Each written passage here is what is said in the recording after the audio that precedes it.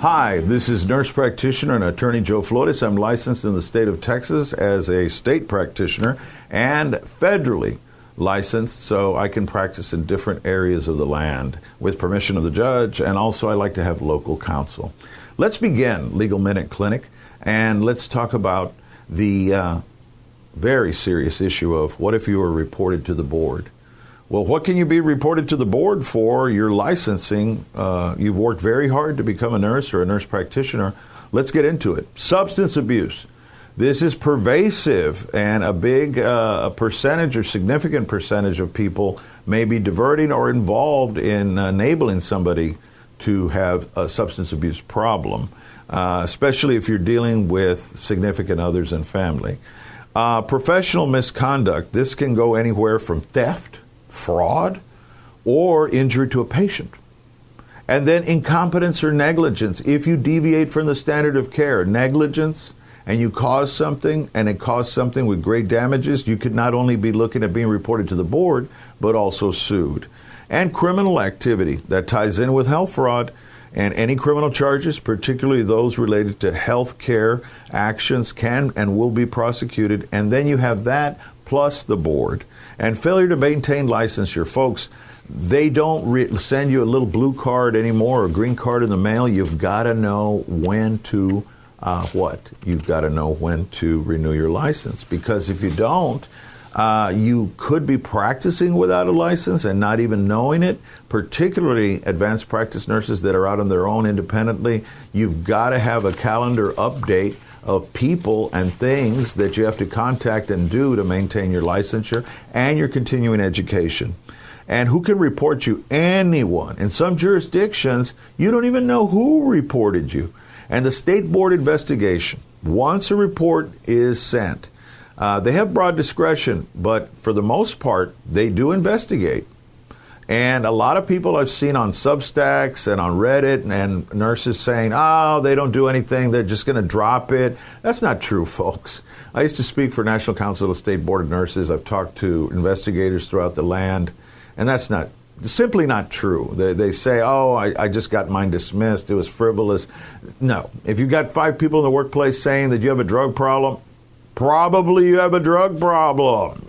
And confidentiality. Now the investigation is supposed to be kept secret, but people talk, and it's generated sometimes by institutions.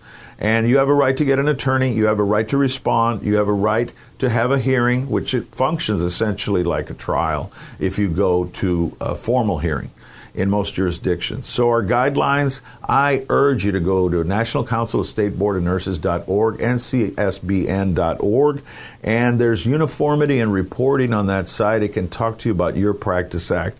And the consequences of reporting, you can have disciplinary action or it can be dismissed. Now, if you get disciplinary action, it can be a warning. It can be a warning or a reprimand with fine. It can be a suspension.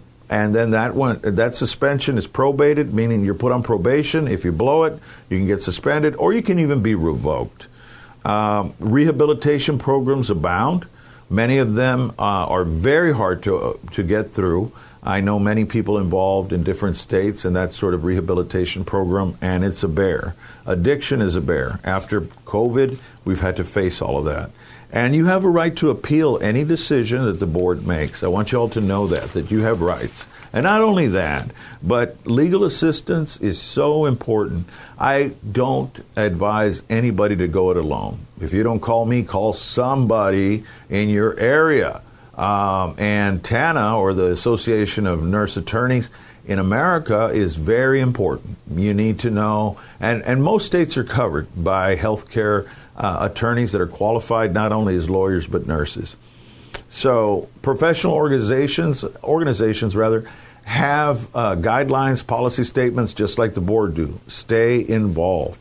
And counseling and support services, get help, because many times after COVID, we felt isolated, we felt like a failure many times, or we were put in that stress situation where we had to triage and prioritize life, and that can cause post-traumatic stress disorder, anxiety, depression, and many other factors. So the summary of all this is Reporting conduct or unethical conduct is mandatory. Nurses can report other nurses. People out there in the community can do it. Patients can do it. So watch your license, and bedside manner is essential. How it can make or break you. And this process involves investigators through state boards. It can even go into the criminal realm. So lawyer up. This is Attorney Joe Flores.